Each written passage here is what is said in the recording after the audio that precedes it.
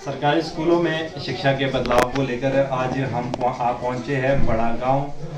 यहाँ पे प्राथमिक जो पाठशाला है वहाँ पे हम पहुंचे हैं और हमारे साथ इस टाइम मौजूद है यहाँ के जो हेड है। उनसे हम बात करेंगे कि किस तरह का यहाँ पे वातावरण है, कितने बच्चे इनके पास है, किस तरह से ये मोटिवेट बच्चों को करते हैं। सर स्वागत है सबसे पहले तो आपका हिमाचल दर्शन लाइव टीम में। जी नमस्कार। सबसे पहले हम आपका परिचय जानना चाहेंगे।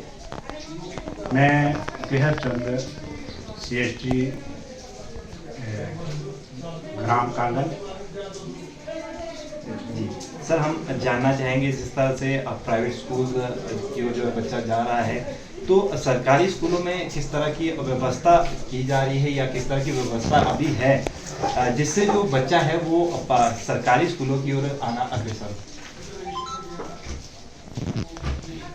तो हमारे को जो सरकारी स्कूल है वैसे कई जगह जैसे हमारे यहाँ पे है तो यहाँ पर भी काफ़ी अच्छी व्यवस्था है।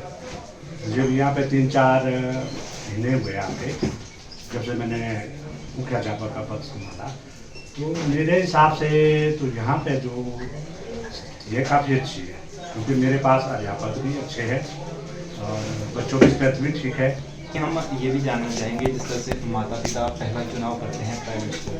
जी हाँ, बहुत कम माँ बाप होते हैं जो अपने बच्चे को सरकारी स्कूल में डालते हैं। जब प्राथमिक उस पर स्कूल भेजा जाता है बच्चा, तो उनको आप क्या राय देना चाहेंगे और उनकी सोच को किस तरह से बदला जाए? जो प्राइवेट स्कूलों में तो सबसे बड़ी बात तो ये है कि वहाँ तो खर्चा भी लगेगा। तो प्राइवेट स्कूलों में हर चीज़ फ्री में मिलती है।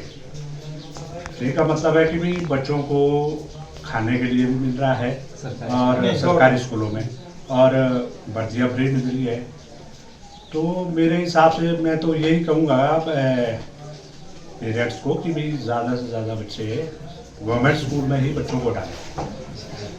जिस तरह से कई बच्चे स्कूलों में जो है अच्छा होते हैं पढ़ने में, तो उनको किस तरह से सहायता की जाती है कि ताकि आगे के लिए वो अच्छे से प्रिपेयर हो सके, जब नेक्स्ट 6 में जाएंगे वो तो स्कूल में भी अच्छा परफॉर्मेंस दे सके। आप किस तरह से उनको तैयार करते हैं?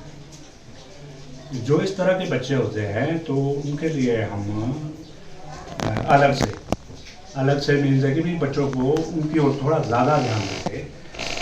जिस तरह का उसका दिमाग चलता है हम उसी की ओर उनको थोड़ा ज़्यादा प्रिपेयर करते हैं। जी अब भविष्य की रूपरेखा किस तरह से बच्चों के दिल दिमाग में डाली जाती है कि जो बच्चा है आगे जाकर किस तरह से पढ़ाई करे या फिर आगे जाके ये वो बन सकता है, तो इस तरह से किस तरह से सुझाव उनको दिए जाते हैं?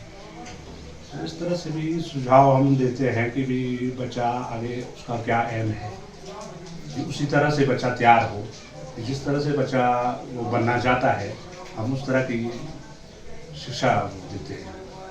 जी, आज की डेट में क्या होता है कि पहले बच्चों को मारा भी जाता था स्कूल में पढ़ने के पीछे, लेकिन अब मारना मना है। तो किस तरह से मैनेज करते हैं आप इस सारी चीज़ों को ताकि बच्चे को मारा भी ना जा सके और अच्छे तरीके से उसको समझ भी आ जाए? नहीं, ये तो मारने का तो है ही नहीं है। ये तो जितना बच्चों को प्यार से समझाएंगे और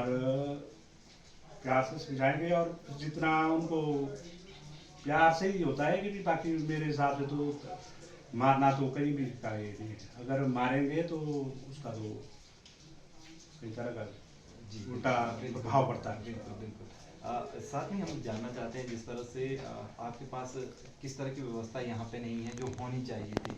जिस तरह से कहा जाता है कि ग्राउंड अच्छे होने चाहिए आपके, दूसरा आपके पास शौचालय की अच्छी व्यवस्था होनी चाहिए, टीचर्स होने चाहिए, तो उस तरह की कोई परेशानी इस स्कूल में आपको सामने आ रही है?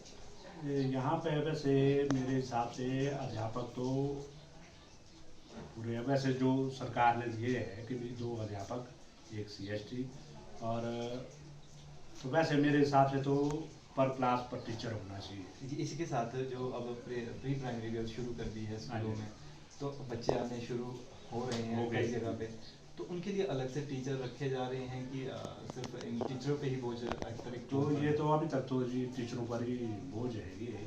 इसके लिए मैं तो यही कहूँगा कि इनके लिए अलग से टीचर रखे जाए ताकि स्कूल का जो जिनका साफ तौर पे कहना है कि जिस तरह से सरकारी स्कूलों में अच्छी शिक्षा के साथ बहुत सारी चीज़ें सरकार जो है दे रही है, चाहे वो वर्दी है, चाहे वो जो फूड इनको यहाँ पे दिया जाता है। और इसके साथ सबसे बड़ी बात की जो प्राइवेट स्कूल अगर सरकारी स्कूल की हम बात करते हैं तो टीचर प्राइवेट स्कूल के मुकाबले ज़्यादा एजुकेटेड होते हैं, टेस्ट क्वालिफाई करके यहाँ पे पहुँचते हैं। तो कहीं ना कहीं जो माता पिता है उनको पहला चुनाव जो है सरकारी स्कूल का करना चाहिए, क्योंकि सरकार भी बहुत सारी मदद जो है करती है। हिमाचल दर्पण लाइव टीवी के लिए मैं ब्यूरो चीफ विकास शर्मा, बड़ा गांव से।